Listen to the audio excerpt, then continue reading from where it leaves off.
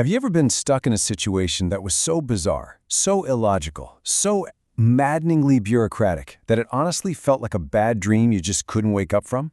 Well, today, we're going to dissect the very novel that gave us a word for that exact feeling. Franz Kafka's chilling masterpiece, The Trial. We've all used that word, right? Kafkaesque. We throw it around to describe anything from a trip to the DMV to getting stuck in an automated phone menu. It's our go-to for when we feel trapped by some giant, faceless system that makes no sense. And it comes directly from the nightmare world we're about to step into. A world where the rules are a secret and the judgment is final. And boom, this is how it starts, with one of the most legendary opening lines in literary history. Right away, we're dropped into the exact same state of confusion as our main character, Joseph K. Arrested? For what? By who? The questions hit you on page 1, and believe me, they just keep on coming. So to find our way through this literary maze, here's our game plan. We'll start by getting to know the man himself, Franz Kafka. Then we're going to sneak inside the bizarre court that's after K, and we'll dig into the mystery of his supposed crime. We'll also uncover the secret of how this unfinished book was even put together, and finally, we'll see why its verdict still feels so chillingly relevant today. First things first, to really get a handle on a novel that's all about anxiety, guilt, and hidden power structures, you've got to understand the guy who wrote it. So who exactly was Franz Kafka, and what was going on in his head that led him to create a world this unsettling? So Kafka's life was tragically short and pretty much defined by this intense inner conflict. And check out the timing here. He writes most of The Trial in 1914, right on the heels of breaking off his engagement. This wasn't just some breakup. For him, it was a cataclysmic personal failure. And what's truly mind-blowing is that we almost never got to read any of this. On his deathbed, he told his best friend, Max Brod, to burn everything. Thankfully for all of us, Brod completely ignored him. Kafka's entire life was this study in contradictions. By day, he was a successful, respected lawyer at an insurance company, a total bureaucrat. But behind that mask, he was just tormented. He felt completely inadequate next to his overbearing father. He was torn between wanting a normal family life and needing total isolation to write. And he was absolutely drowning in self-doubt and guilt. He constantly felt like you deserved to be punished. And all that personal anguish, it became the fuel for the trial. And that anguish takes physical form in the novel's true villain, the court. Now, forget everything you think you know about courtrooms. This thing is a sprawling, shadowy organization that plays by its own secret rules. It's the perfect metaphor for all those oppressive, invisible forces that Kafka felt were crushing him in his own life. And this is the real source of its power.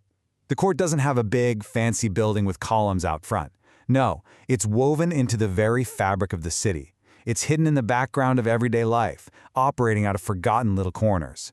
You can't confront it head-on because you can't even find it, and you can never, ever escape it. So when Joseph K. has to show up for his hearings, where does he go? Not to a grand courthouse. He has to climb up into the dusty, suffocating attics of rundown apartment buildings in the worst part of town. The offices are cramped, filthy, and falling apart. It's like the bureaucracy is a kind of mold growing in the city's dark, neglected spaces. And just beneath that shabby surface is this core of shocking, brutal violence, like the scene where Kay stumbles upon 2 guards being savagely whipped in a bank storage closet just because he complained about them. And this one detail, oh man, it tells you everything you need to know about the court's authority. Kay finally gets his hands on their official law books, right? He's desperately hoping to find some kind of logic, some rules he can follow. But when he opens them up, they're just filled with dirty pictures. The very symbols of justice are rotten to the core. The law is a total sham, a cover for something much darker. Okay, stick with me here, because this is absolutely crucial to understanding the book's insane logic. Kafka, as a law student in the old Austro-Hungarian Empire, learned a very different kind of law than, say, German law. German law was simple. It focused on the act. What did you do? But Austrian law focused on the person. Are you the kind of person who has evil intent?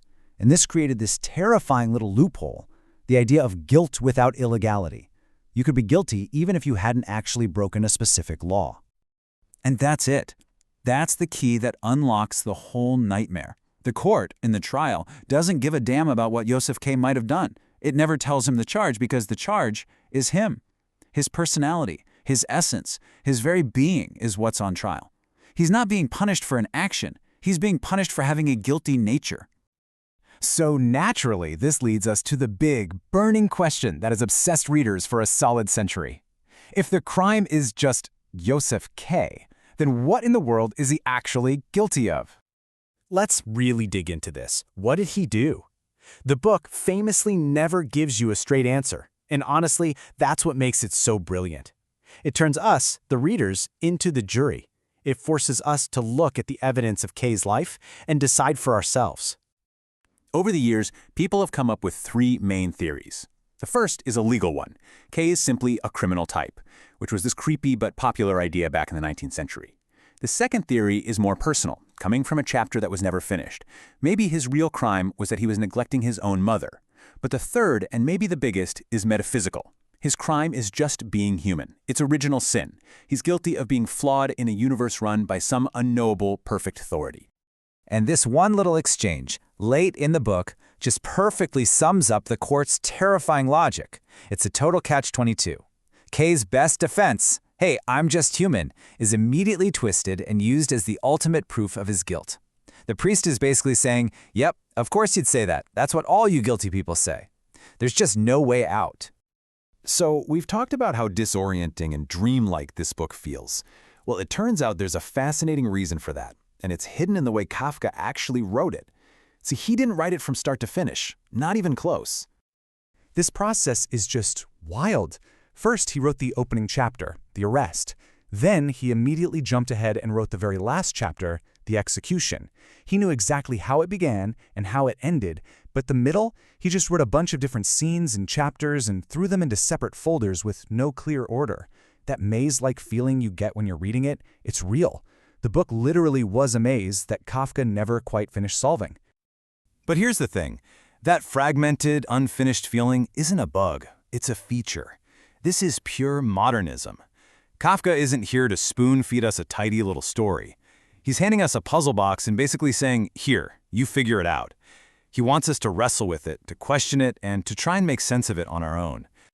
So after all this, why are we still talking about this weird, unfinished novel 100 years later? Why does that word Kafkaesque feel more real and more relevant today than ever before in our world of secret algorithms and impossible terms of service agreements? The book's true power, its enduring legacy, is that it absolutely refuses to give you any easy answers. It's a perfect mirror for our own modern anxieties about being judged by systems we can't understand, by rules we'll never learn. It doesn't tell us what to think. It creates a situation that forces us to think. And this is the final brilliant twist in the whole thing. Joseph K. is completely trapped. He buys into the court's logic, he plays by their rules, and in the end, he basically allows them to execute him. He has no freedom. But we do. As the reader, you have the freedom to see just how absurd this all is. You can get angry, you can laugh at it, you can reject the court's authority entirely. The book isn't just a bleak story about a guy getting crushed by the system. It's an invitation for us to look at the powerful systems in our own lives and to find the strength to question them in a way that poor Joseph K. never could. And so we end with this final, haunting question. The novel turns the mirror away from Joseph K. and points it directly at us, in a world that is increasingly interested not just in what we do, but in who we are. Our data, our search history, our identity. The trial of Joseph K. never really ends. It just waits for the next person in the dock.